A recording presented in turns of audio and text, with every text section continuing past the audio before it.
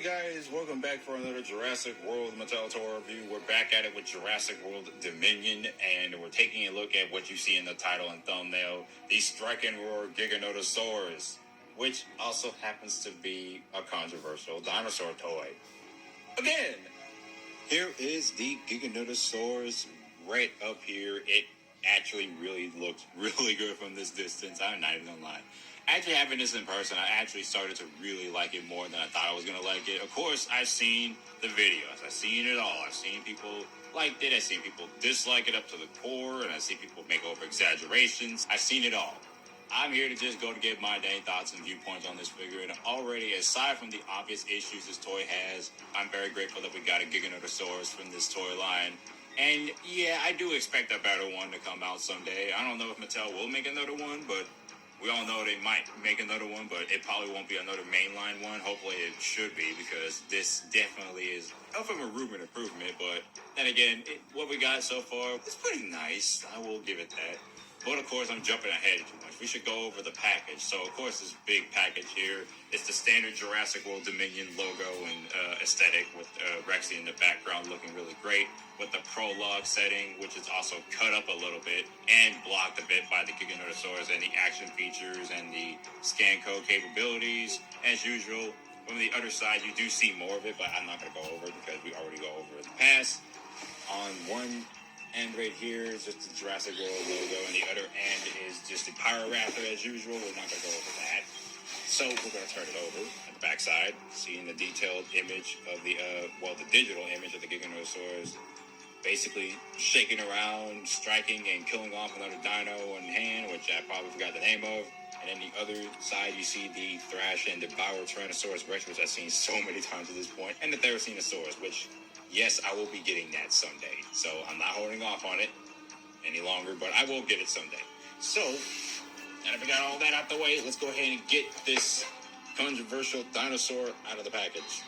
I really hate saying controversial, but you get my idea. Alrighty, so now we got the biggest carnivore the world's ever seen out of the package. Of course, there are some obvious issues. The size, the action feature, and of course the proportions in some areas.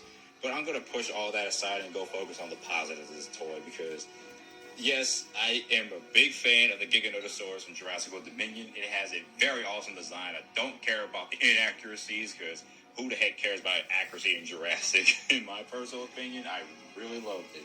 It was such an awesome design that they went with. So I'm just going to go ahead and look at closer look at detail of this creature, because god dang, I really love it.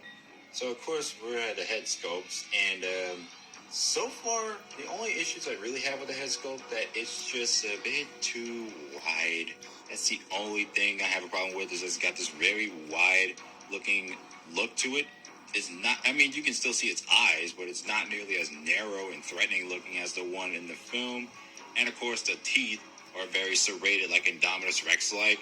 That's another issue. It definitely looks a little bit like a much more smaller scale Indominus Rex. But other than those two issues I have with the head, looking at it from side detail, it looks exactly like the Giganotosaurus from the movie, aside from just the obvious issues, and aside from the very, like the eye looks a tiny bit sleepy, but I'm not going to complain because the eye doesn't look too badly painted on there, so it looks definitely fine. And there is no paint on the top of the head, which makes it a little bit obviously very lacking. But other than that, it does look pretty nice. So I really do like the way the head is textured and everything. It's not nearly as extremely detailed like the T-Rex, of course, which I'll compare it a little bit. But of course, it looks pretty nice from this angle. Everything is nicely detailed, especially packing on the legs again, like on the thighs here and the arms. They all look incredible. Just that incredible level of detail. You can see it pop, and it's so sharp.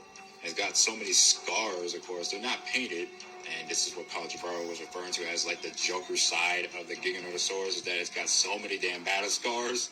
That's all it's really referring to. It's not the personality. It's really just the scars. It's a very animalistic dino, in my personal opinion. It's not like a monster like the Spinosaurus, which I love, and it's definitely not like the Indominus or Indoraptor, or even the dang Scorpius Rex. It's literally just the most animalistic I've ever seen in the Jurassic franchise, especially Dominion. So yeah, personally, I really love the Giganotosaurus, and the design, of this toy. It does somewhat of a justice, but it just has some obvious issues. Just overall, the sculpting is pretty nice. It's just certain areas in the execution are basically 50-50 for me. Especially like whether it should be bigger, especially just like these ridges up here. It should be a little taller, but they're obviously a little smaller. I guess it's just really proportion-wise. Dinosaur definitely does need some scaling up to do. That's all there really is to it. And the paint job of the dino is actually pretty decent. I mean, it's not nearly as good as it should be. There should be more black paint covering literally the entire top area, including that head, so it can actually really look really good.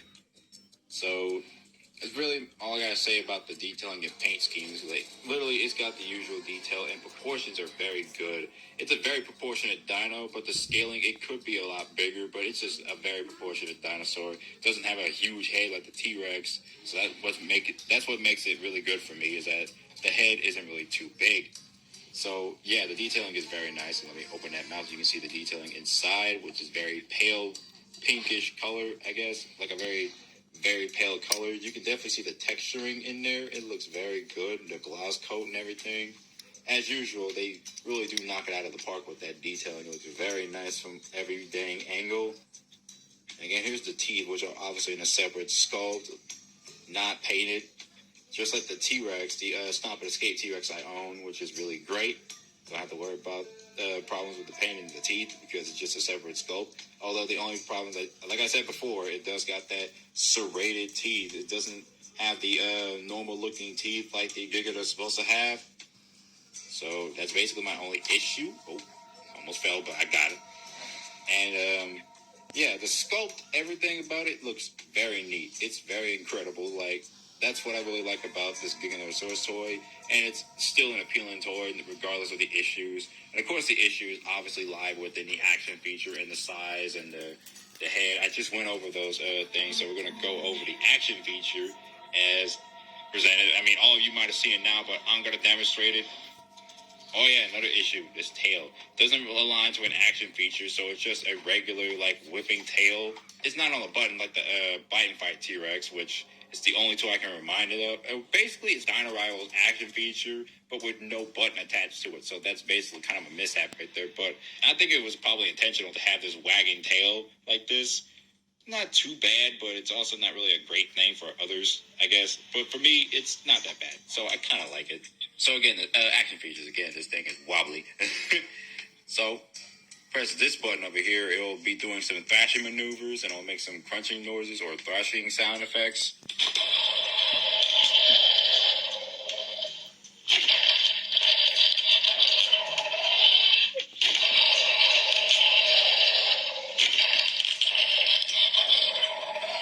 Then on the bottom, right here where I'm pressing, which I don't have to go over too much, it's like right down here.